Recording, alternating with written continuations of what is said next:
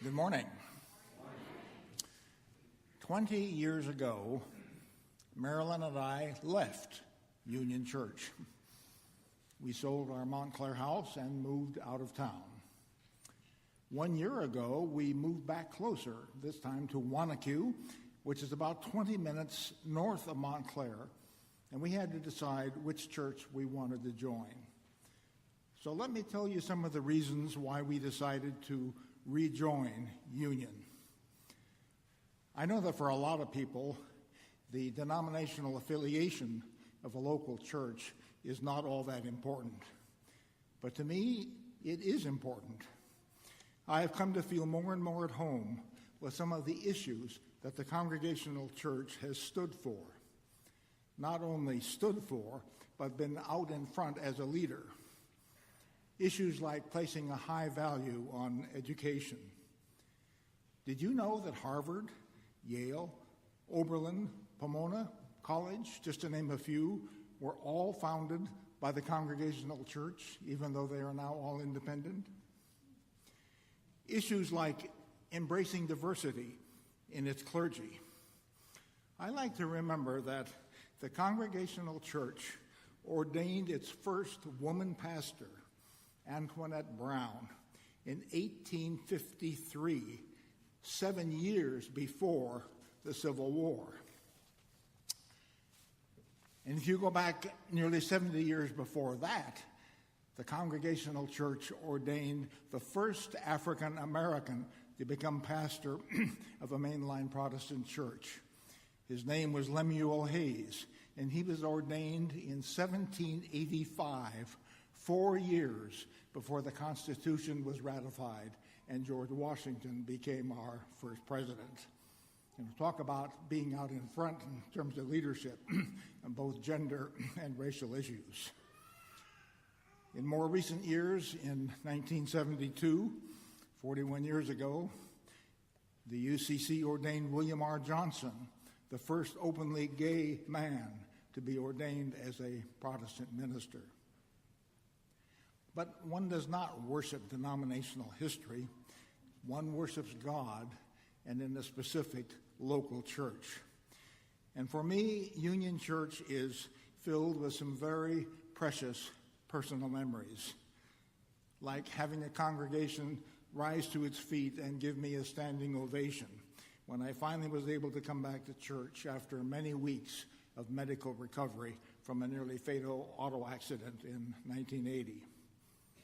Of watching proudly as my wife Marilyn was ordained here in this sanctuary in 1981. And the following month of walking my daughter Janet down the center aisle to be married to Larry Frick. In rejoining the church, we knew that we would also be renewing some friendships of many people that we had known before. But you know, it's strange that even though Marilyn and I were sure that we had not changed at all in the 20 years we were away, all of our friends got older. One final point. During the time we were away, Union went through the lengthy process of becoming officially an open and affirming congregation.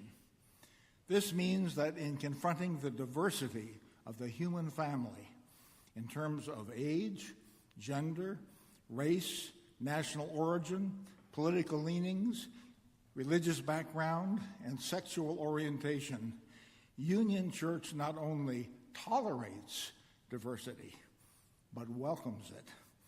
It not only welcomes diversity, but celebrates it, affirming that no matter who we are, no matter where we are on life's journey, we are all equally the children of God. It's good to be back at Union Church. I, too, feel supported by Union Church's commitment to an extravagant welcome to all persons able to meet us where we are in our faith journeys. I would add one vivid memory from our earlier time of membership here. On October 1st, 1975, there was a great fire in this building. Imagine yourself standing on Cooper Avenue outside, watching huge flames leaping up from the roof, destroying much of this remarkable house of worship.